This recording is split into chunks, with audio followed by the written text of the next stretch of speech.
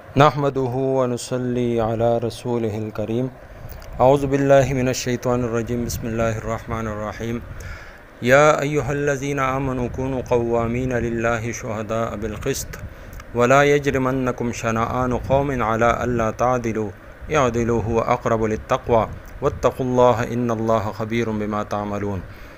اے ایمان والو، کھڑے ہو جایا کرو اللہ کے واسطے گواہی دینے کو انصاف کی، اور کسی قوم کی دشمنی کے باعث انصاف کو ہرگز نہ چھوڑو، عدل کرو، یہی بات زیادہ نزدیک ہے تقوی سے، اور ڈرتے رہو اللہ تعالیٰ سے، اللہ تعالیٰ کو خوب خبر ہے جو تم کرتے ہو۔ سورہ مائدہ کی 8 نمبر آیت ہے۔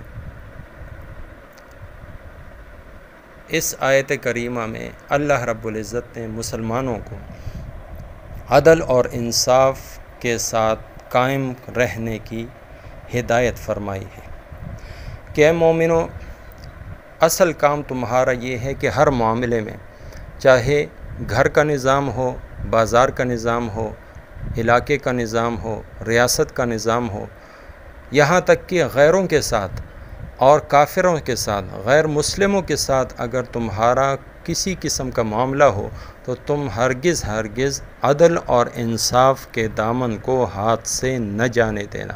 اعدلوا، ہمیشہ انصاف کرو، یعنی بغض اور عداوت کی بنا پر حق اور انصاف سے کسی بھی صورت میں روگردانی مت کرنا۔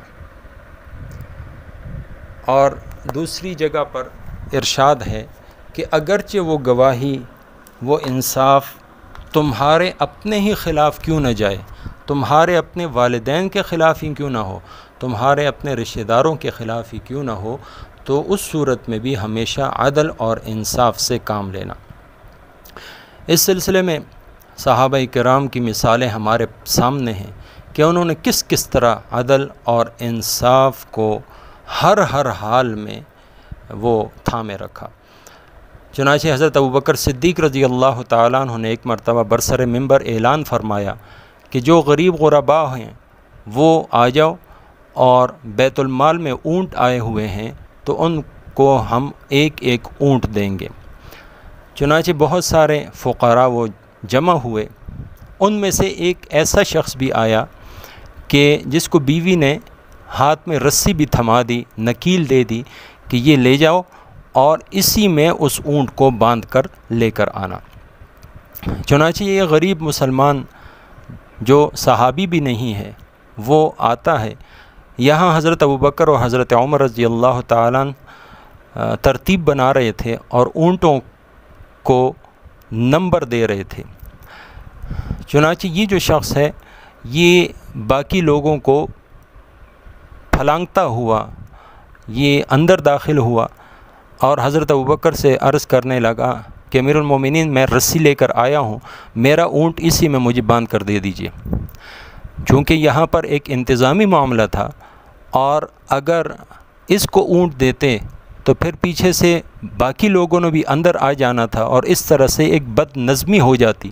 تو حضرت ابوبکر رضی اللہ تعالیٰ عنہ نے وہ رسی اس سے لی اور ہاتھ میں کوئی لکڑی وغیرہ تھی جس سے اس کو ایک چوکا دیا اور کہا کہ باہر جاؤ، وہاں پر اپنی باری کا انتظار کرو۔ چنانچہ پھر یہ باہر گیا، اور تھوڑی دیر کے بعد جب وہ ترتیب برابر ہو گئی تو حضرت ابوبکر صدیق رضی اللہ تعالیٰ آئے اور اس شخص کو کہا کہ یہ لکڑی لو اور اس سے اسی طریقے سے جس طرح میں نے چوکا دیا تھا تم مجھ سے اپنا بدلہ لے لو۔ دیکھیں، یہ تھے انصاف والے۔ تو اس شخص نے کہا، امیر المومنین، اللہ کی قسم میں ایسا نہیں کر سکتا، یہ تو پھر ہر ایک آتا رہے گا اور اپنے دل کی بھڑاس نکالتا رہے گا یا بدلہ لیتا رہے گا، تو یہ تو بہت مشکل ہو جائے گی۔ تو حضرت امیر المومنین نے فرمایا کہ قیامت میں کیا حال ہوگا اگر اللہ تعالیٰ نے مجھ سے پوچھ لیا کہ تم نے ایسا کیوں کیا۔ بہرحال اس نے معاف کر دیا اللہ کے لیے، تو آپ نے اس کو اونٹ دیا، اس نے اسی رسی میں اس کو باندھا اور خوشی دعائیں دیتا ہوا چلا گیا۔ تو دیکھیں، یہ تھے ہمارے اکابر صحابہ کہ جنہوں نے ایک چھوٹی سی اور معمولی سے تکلیف جو ان کے ہاتھ سے، اور وہ بھی انتظامی حوالے سے، انہوں نے اس کو دی تھی، اس کا بھی بدلے کا خیال تھا کہ مجھ سے بدلہ لے لیا جائے تاکہ آخرت میں میں کسی بھی قسم کے باز پرس سے بچا رہوں۔ اسی طریقے سے حضرت عمر فاروق رضی اللہ تعالیٰ عنہ کے دو بیٹے حضرت عبید اللہ بن عمر اور حضرت عبداللہ بن عمر رضی اللہ عنہما، یہ دونوں حضرات ایک جگہ جہاد کے لیے جاتے ہیں اور وہاں سے واپسی پر بہت مال غنیمت لے کر آتے ہیں۔ مال غنیمت چونکہ سب کو ملا ہوتا ہے تو اس طریقے سے ان کے حصے میں بھی جو مال غنیمت آیا وہ 40,000 درہم تھا۔ ہر مجاہد کو اتنا ملا تھا، تو یہ جو 40,000 درہم تھے انہوں نے اس کی بکریاں خرید لیں، اور چونکہ لوگوں کو معلوم تھا کہ یہ امیر المومنین کے بیٹے ہیں تو ہر اشرفی کے بدلے انہوں نے ایک ایک بکری ان کو دی، یعنی بہت فراخ دلانہ قسم کے معاملات ہوئے۔ تو جب ایسا ہوا تو ایک بہت بڑا ریوڑ لے کر یہ دونوں حضرات مدینہ طیبہ آئے۔ حضرت عمر رضی اللہ تعالیٰ کو شک ہوا کہ یہ کیسے ممکن ہے کہ اس طرح ہزاروں بکریاں 40,000 بکریاں کوئی شخص لے آئے، حالانکہ مال غنیمت سب کو ملا ہے، تو ہر ایک شخص نے اپنی ضروریات خریدی ہوں گی، لیکن یہ سب سے زیادہ میرے بیٹوں کے پاس ہیں۔ تو آپ نے پوچھا کہ مال غنیمت کا کتنا حصہ تمہیں ملا؟ تو انہوں نے کہا کہ 40,000 درہم۔ تو آپ نے فرمایا کہ اپنے 40,000 درہم جو ہے نا وہ لے لو، اور یعنی جو قیمت تھی وہ لے لو، اور یہ بکریاں بیت المال میں جمع کرا دو۔ حضرت عبید اللہ بن عمر رضی اللہ تعالیٰ عنہما نے عرض کیا کہ حضرت امیر المومنین آپ کا حکم سر آنکھوں پر، لیکن ہم نے محنت کی ہے، کوشش کی ہے، اتنی ساری بکریوں کو وہاں سے ہانک کر لے کر آئے ہیں، تو ہمیں بھی اس پہ کوئی مزدوری دی جائے، کوئی منافع دیا جائے۔ تو حضرت امیر المومنین نے بجائے ڈانٹنے کے شورا بلائی اور سب مجاہدین سے پوچھا کہ کتنا مال تمہیں ملا؟ تو سب نے کہا کہ جی 40,000۔ تو پھر کہا کہ اس ایک ایک بکری کو تم نے کتنے میں خریدا؟ تو انہوں نے عرض کیا کہ 1 درہم میں 1 بکری۔ تو پھر ان باقی حضرات سے پوچھا کہ تم نے بھی مال کمایا ہے، تو ایک کے بدلے تم نے کتنا کمایا؟ تو انہوں نے کہا ہم نے 1 روپیہ کے بدلے 1 روپیہ، یعنی اگر 10 روپے کسی کے پاس ہے تو اس نے اس کے اوپر 10 اور کمائے ہیں، تو ٹوٹل 20 ہو گئے۔ تو آپ نے وہ ساری بکریاں وہ نیلام کروائیں، تو وہ 4 لاکھ درہم میں بک گئیں۔ آپ نے 1 کے بدلے 1، یعنی 1 روپے پر 1 روپیہ نفع کے حساب سے 80,000 درہم اپنے بیٹوں کو دیے، اور باقی 3,20,000 درہم وہ آپ نے بیت المال میں جمع کرا دیے۔ تو دیکھیں یہ ہے خوف خدا ان لوگوں کا کہ جو آخرت سے ڈرتے ہیں، جو آخرت کے سوال کے بارے میں فکر مند رہتے ہیں، تو انہوں نے اپنے بچوں کے خلاف وہ گواہی جا رہی ہے، انصاف جو ہے ان کے خلاف جا رہا ہے، تو پھر بھی آپ نے انصاف کا دامن تھامے رکھا۔ اسی طرح تابعین میں آتے ہیں، قاضی شریح کا نام آپ نے سنا ہوگا۔ یہ ایک عالم تھے، قاضی نہیں بنے تھے۔ ایک مرتبہ حضرت عمر رضی اللہ تعالیٰ نے ایک گھوڑا خریدا اور قیمت طے پا گئی، وہ سوار ہوئے، تھوڑا سا آگے چلا، اس کو ٹھوکر لگی، گر گیا، اور اس کا جو پاؤں تھا وہ ٹوٹ گیا۔ تو یہ جب صورت پیش آئی تو حضرت عمر واپس آئے اور اس شخص سے کہا کہ یہ تو گھوڑا صحیح نہیں تھا، یہ میں نہیں لیتا، یہ واپس کر لو۔ تو اس شخص نے کہا امیر المومنین یہ کیسے ہو سکتا ہے؟ میں نے تو آپ کو صحیح سالم گھوڑا دیا تھا، اب میں اس کو اگر لے بھی لوں تو مجھ سے کون خریدے گا؟ اس کی تو ٹانگ ہی ٹوٹ چکی ہے۔ تو بہرحال وہاں پر لوگ جمع ہو گئے، تو ان میں قاضی شریح تھے، ایک عالم تھے، تو ان سے حضرت عمر نے فرمایا کہ آپ اس کا فیصلہ کرو۔ تو یہ ذہین آدمی تھے، انہوں نے فوراً کہا کہ امیر المومنین 2 صورتیں ہو سکتی ہیں، یا تو آپ اس طرح کریں کہ جس طرح آپ نے ان سے خریدا تھا ویسے ہی اس کو لوٹا دیں۔ تو تو یہ کیسے، یہ تو ممکن ہی نہیں، اس لیے کہ یہ تو اللہ رب العزت کا کام ہے۔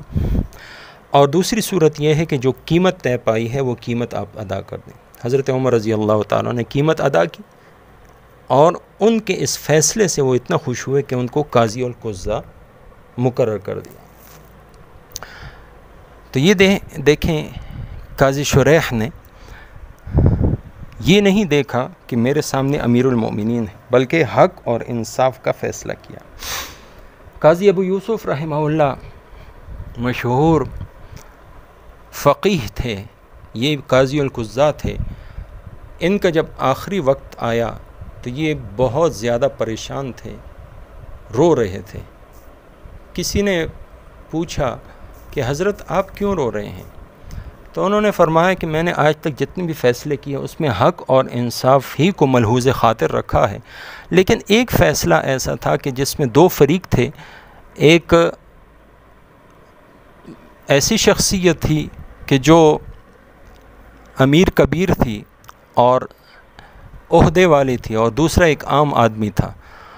تو ان کے درمیان تو میں نے جو فیصلہ کیا وہ اسی عام آدمی کے حق میں دیا، لیکن وہاں مجھ سے ایک کوتاہی ہی یہ ہوئی کہ میں نے اس امیر آدمی کا اکرام اس طرح کیا کہ اس کے لیے کرسی رکھوائی اور وہ غریب آدمی کھڑا رہا۔ تو مجھے اس پر مواخذے کا ڈر ہے کہ اللہ تعالیٰ مجھ سے پوچھیں کہ تم نے اگر یہ کرنا ہی تھا تو دونوں کو کرسی دیتے یا پھر دونوں کو کھڑا رکھتے۔ اور آپ کو معلوم ہے کہ یہ دونوں کون تھے؟ ایک خلیفہ ہارون الرشید تھے جن کا انہوں نے اکرام کیا، اور دوسرا ایک عیسائی تھا، غیر مسلم تھا۔ فیصلہ اسی عیسائی کے حق میں دیا، لیکن چونکہ ان سے یہ تھوڑی سی بے اکرامی ہو گئی، خوف خدا تھا، آخرت کی فکر تھی، تو اس مسئلے پر وہ اب آخری وقت میں رو رہے ہیں۔ مفتی مظفر حسین دارالعلوم دیوبند کے آپ نے نام سنا ہوگا، بہت سادہ مزاج کے اور سادہ طبیعت کے مالک تھے۔ ایک مرتبہ گھر تشریف لا رہے تھے، کوئی جان پہچان والا تھا، اس نے دیکھا کہ مولانا صاحب تشریف لے کر جا رہے ہیں، تو اپنے باغ سے پھلوں کا ایک ٹوکرا بھر کے ان کے ہاتھ میں تھما دیا۔ بوڑھے آدمی تھے اور کبھی اس طرح وزن اٹھایا نہیں تھا، کبھی ایک ہاتھ میں لیتے کبھی دوسرے ہاتھ میں لیتے۔ آخر راستے میں کسی نے کہا کہ آپ اس کو سر پہ رکھ لیں۔ انہوں نے ٹوکرا جب سر پہ رکھا تو کہنے لگے یہ تو اب مجھے بہت سہولت ہو گئی۔ بہرحال ایسی سادہ طبیعت کے مالک تھے۔ ایک مرتبہ ہندو اور مسلمانوں کے درمیان ایک زمین کے ٹکڑے پر تنازع ہو گیا، عدالت میں اس کا فیصلہ نہیں ہو رہا تھا۔ تو بہرحال اس انگریز جج نے یہ کہا کہ اگر آپ دونوں فریق کسی ایک شخص کا نام دے دیں جس کی آپ بات مانیں دونوں فریق، تو ہم اس کو بلوا لیتے ہیں اور اس سے فیصلہ کروا لیتے ہیں۔ چنانچہ ہندوؤں نے نام پیش کیا کہ مفتی مظفر حسین صاحب، تو ان کے پاس مسلمان تو بڑی خوشی خوشی گئے کہ دیکھیں ہمارا مسلمان مفتی ہے تو یہ تو ہمارے حق میں ہی فیصلہ دے گا۔ انہوں نے جا کر صرف اتنا کہا کہ عدالت میں آپ کو بلایا گیا ہے، ایک مسئلے میں آپ کی گواہی چاہیے، یہ نہیں بتایا کہ کیا مسئلہ ہے۔ تو انہوں نے فرمایا کہ میں نے تو قسم کھائی ہے کہ انگریز کی شکل نہیں دیکھوں گا، اور یہ لوگ اپنی قسموں پر مضبوط کھڑے ہوتے تھے، ہماری طرح توڑ نہیں دیتے تھے۔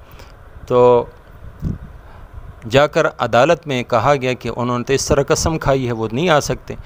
تو عدالت کا جو جج تھا وہ بھی اس فیصلے کو نمٹانا چاہتا تھا، اس نے کہا بے شک وہ میرا چہرہ نہ دیکھیں، اس کھڑکی کے باہر کھڑے ہو جائیں، بس صرف ان سے میں سوال پوچھوں گا اور وہ جواب دے کر چلے جائیں۔ چنانچہ بلوایا گیا، حضرت جو ہے نا وہ کھڑکی کے پیچھے کھڑے ہوئے، اور جج نے پوچھا کہ مولانا آپ کی عمر بڑی ہو چکی ہے اور آپ کی معلومات میں ہوگا کہ یہ زمین کا ٹکڑا کس کا ہے، مسلمانوں کا یا ہندوؤں کا؟ تو انہوں نے فرمایا کہ یہ تو ہندوؤں کا ہے۔ بس یہ کہنا تھا اور آپ چلے گئے۔ مسلمانوں کو تو بڑا غصہ آیا، لیکن ہندو ان کے اس رویے سے اور ان کی اس گواہی سے ایسے متاثر ہوئے کہ وہ سارے کے سارے مسلمان ہو گئے، اور پھر وہی زمین کا ٹکڑا انہوں نے مسجد کے لیے وقف کر دیا کہ ہم اس پر مسجد بنائیں گے اور سارے مسلمان یہاں پر نماز پڑھیں گے۔ تو اس عدالت کے جج نے اس وقت جو بات کہی وہ سنہرے حروف سے لکھنے کے قابل ہے۔ اپنا قلم دانتوں کے درمیان دبا کر اس نے کہا کہ آج مسلمان تو ہار گئے لیکن اسلام جیت گیا۔ تو دیکھیں یہ ہمارے اسلاف تھے، یہ ہمارے بزرگ تھے کہ جنہوں نے کسی بھی حال میں عدل اور انصاف کے دامن کو نہیں چھوڑا، بلکہ ہمیشہ قرآن کے اس اصول پر عمل کرتے ہوئے انہوں نے حق کی گواہی دی، صداقت کا دامن ہاتھ سے نہیں جانے دیا، اور صحیح معنوں میں وَكُونُوا مَعَ الصَّادِقِينَ کا صحیح مصداق بن کر انہوں نے عدل اور انصاف کا بول بالا کیا۔ اللہ تعالی ہمیں بھی عدل اور انصاف کی صفت سے متصف فرمائے۔ وما توفیقی الا باللہ۔